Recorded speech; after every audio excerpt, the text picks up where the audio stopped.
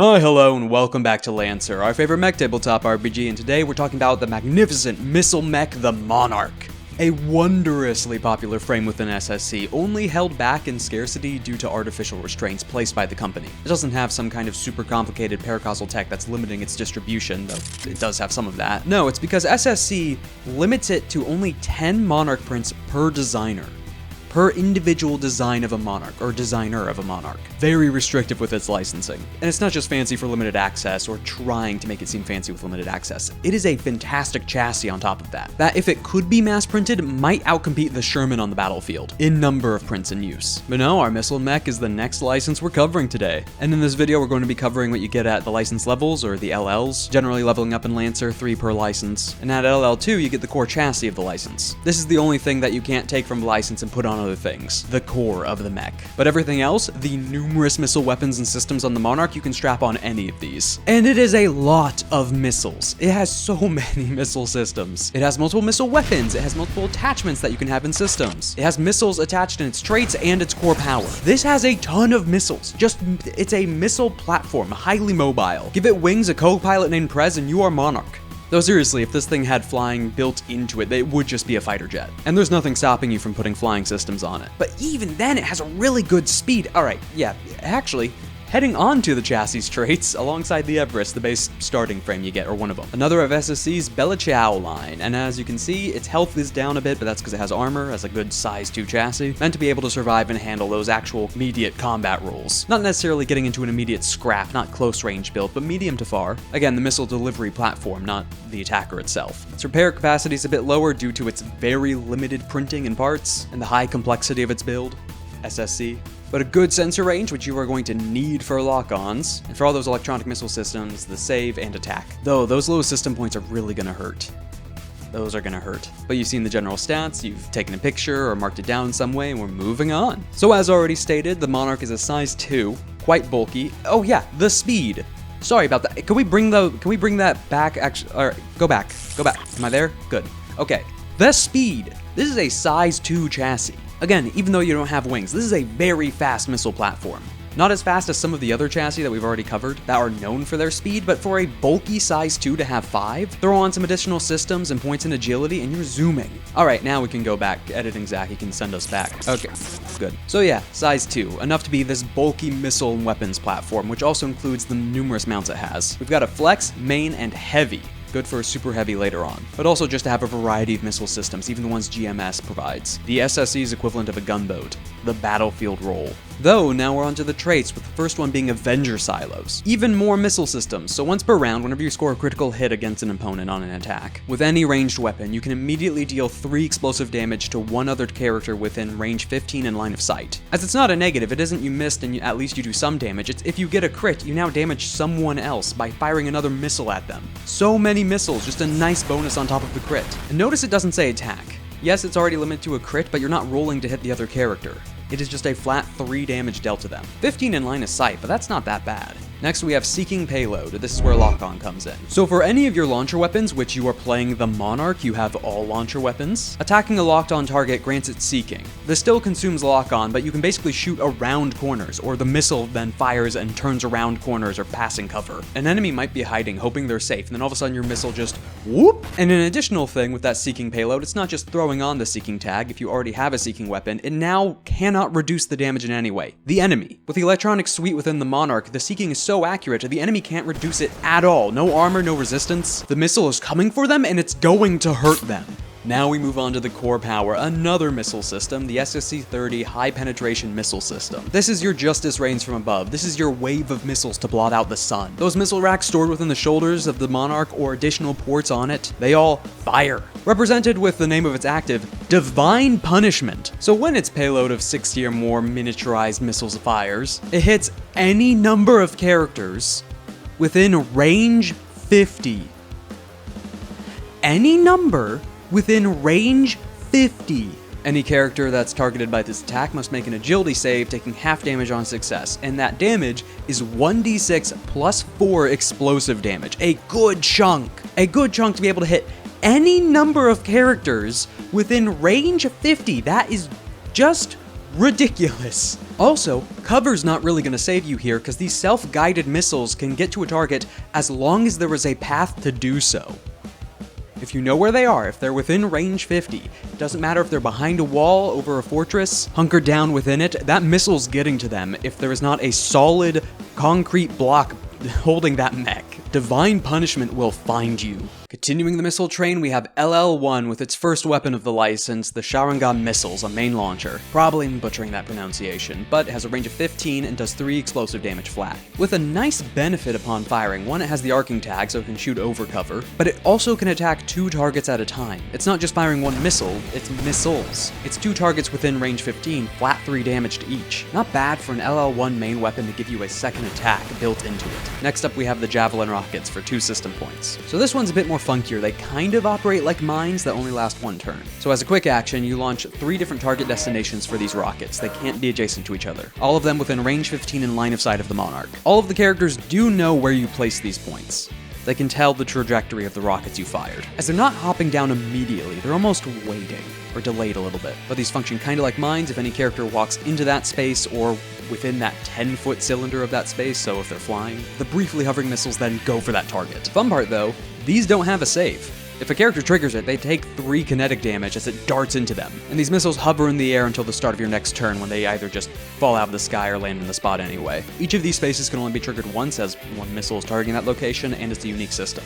So you can't have a bunch of Javelin rockets up at the same time. Kicking off LL2 with even more missiles is the second weapon of the license, the Gondova missiles, a heavy launcher and 1 system point. We have a more high-tech missile with this one with a range of 15 and 1d6 plus 3 energy damage. Now it's not just the energy damage that's that high-tech side, this is a smart missile. It has Seeking Smart, so it's stacking E-Defense, and then also has Accurate, that consistent 1d6 added to every attack. This is a very complex system that's a hive mind compcon learning from its own launch rights as a part of it is fired each time, sending information back to the launcher to adjust for new launches. A very expensive missile system, but one that when fired is likely going to hit the target, and learns to get better at hitting the target. Next up we have the Stabilizer mod for 2 system points. It can only be applied to launchers and cannons and then every mount, but truly it is just the most mod of the bunch. It's just a buff. No weird system, nothing fancy going on. Well, fancy tech, but this is no Uncle Compcon. This is just a flat +5 to the range of any weapon it's attached to. However, it does gain the Ordnance tag with this extended barrels and better stabilized launch platform, kind of forcing you to stand still to fire it, but it's just even more range to the missile systems you already have on board. That 15, now a 20. And a good point of the Monarch is to not really get into close combat in the first place, so the Ordnance isn't that bad. And kicking off LL3 is another missile system, it's another weapon of the license. The Panaka missiles, a super heavy launcher. With a range of 20, a blast of 1, and 2d6 explosive damage. But just like the first weapon of the license, you get a second blast area. You make 2 attacks with this, 2 different blast areas. They however can't overlap. You can't, similar to how you can't target the same character, they can't overlap. Still, being able to spread 2 blast 1, 2d6. Also like to add what this weapon is. It's not like the launcher you see on the Monarch or the small shoulder pods. There's a reason it's a super heavy. It's a brachial mounted missile system. 2 of them. Sometimes assembled mid-battle or placed on ahead of time, with multiple launch stages. These are massive missiles that have to be stored on the outside of the mech, just strapped to it. No small shoulder pod, no weapon that you can just replace one of its arms with, it's just strapped to the back. And with those multiple stages, like those smart rockets, you can kind of delay it. So you can have it fire into the air and then hover there waiting. A delay to the actual attack. Just like the Javelin targets from earlier, all the characters know where that missile is going to land. The missile finally lands at the end of the next round after all characters have acted, dealing 3d6 explosive damage instead of 2. So really banking on having either a super slow target or someone holding them in place. Though while it's hovering in the air, you're slowed until the end of your next turn, with your systems inside making sure that you're trying to aim it still on target. But outside of the delay and the multiple blast zones, this also has arcing and deals heat 2 to self, as the rockets are firing off your back. Not some self-contained launch pod, these things are just launching off of you. You are the launch platform. And one last point to add on the Panaka missiles, it's not just IPSN that has ship-based things strapped to their mechs. These were originally an SSC shipborne creation that was then strapped onto the Monarch. That is why they're so large. Finishing off LL3 in the Monarch license, we have the TLALOC NHP. Apologies for the pronunciation, I looked it up ahead of time, I'm just bad at it. for 3 system points. So we don't really have any horror story tied to the origins of this NHP, like we have with a lot of the others, that we covered so far at least. No, instead this is deliberate SSC design and manufacturing. The curating and sculpting of a specific mil-spec subjectivity to act as a co-pilot, to cover for the mistakes a regular mundane pilot might make. So if you watched the last licensed video, this is Uncle, but just upgraded to an NHP. Its systems are different, and it's way better, but it has your back and helps guide your weapon systems, or takes control. Though this isn't to say it doesn't have any kind of personality, even though it's more precise and more stable than others. But it's more stable. It has a longer cascade window.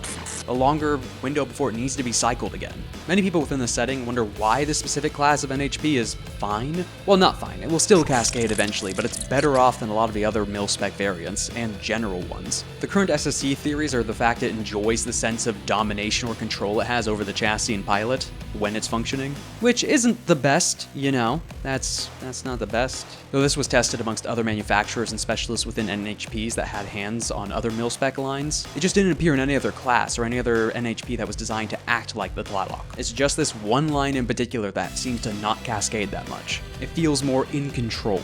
But outside of its increased stability compared to other NHP, it's still hasty, impetuous, has a sense of superiority, very much in the camp of Osiris, but not the god. Not that god complex, but definitely a superiority one. Really itching to get into a fight, really wanting to show off its skills, wanting to attack. Just because it's stable from the perspective of an NHP and subjectivity, doesn't mean it's mentally stable. If you get what I mean, it's been designed for a purpose, and that is shooting things. And attacking in general, it has melee as well. As you are still technically piloting and fighting, but the NHP is covering for a lot of your mistakes, or recalculating attacks on the fly, and kind of yanking control of the systems from you if you're making a mistake. So first, when activating it, you become immobilized, preparing for delicate strikes. And this lasts until the end of your next turn, and while this is happening, you can re-roll any missed attacks. Once. You can only re-roll them once, and they have to target a new character within range. But range or melee and just making a bang for your buck, much more worth it. Re-rolls to all your attacks that round. This is a protocol. You still have all your actions left and you're not moving. Open fire and let it rain. Though it gets a bit funky with area of effect, you can only target a different character within the same planted area of effect, and a character can't be hit more than once as part of the same action. It's not making you more accurate against one target, it's redirecting your attack to hit another that you're more likely to hit, from the one you would have just missed. Outside of that, it's got the tags AI, Unique, Heat 2 to Self, as it's activating and pushing your systems to overdrive to act so fast, rapidly moving the size 2 or other chassis to be able to make these attacks against so many possible targets, within such a small frame of time. But that was the Monarch, the gunboat of SSC, the missile platform. Described as that within its description by SSC, it is a missile platform. This is meant to deliver rockets and explosives, targeting them through high precision and a high-tech suite and delivery system. The only thing missing is the fact it doesn't fly by default. You can strap that and customize it, but it is screaming jet fighter. With its speed as well, you don't even need to add that much agility to make it move even faster. Throw on the ramjets or some wings or a flight system, throw in a cockpit, co-pilot prez, and you are Monarch. You're playing a Monarch. You're piloting a Monarch. This mix of grace and wonder on the battlefield that is raining down destruction on you. Because unlike some artillery platform from Harrison Armory, this is not to whom it may concern. This is not an IPSN bombing raid from the skies. These are precision strikes fired from half a mile away, carrying a payload that will disintegrate you. Ship-to-ship weapons that have been strapped for a ground roll. The Monarch will deliver death to you, your allies, and anyone behind you that you've been defending, because it is the king of the battlefield.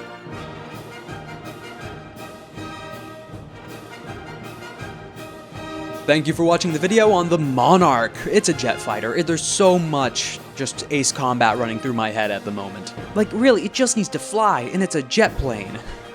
But no, besides that, this is the fire platform of SSC. Less fancy systems. I mean, there's the TLALOC, and then the, high-tech missile side of things, really showing into the fact that in the military-industrial complex, even though it goes boom, this isn't just a simple grenade. It's a highly complex missile system. Rocket science. But all with that fine precision design by a limited select designers of SSC. A gigantic figure dancing on the battlefield delivering this death. But with that, I'd like to thank you again for watching, a thank you to my patrons, and have a nice day.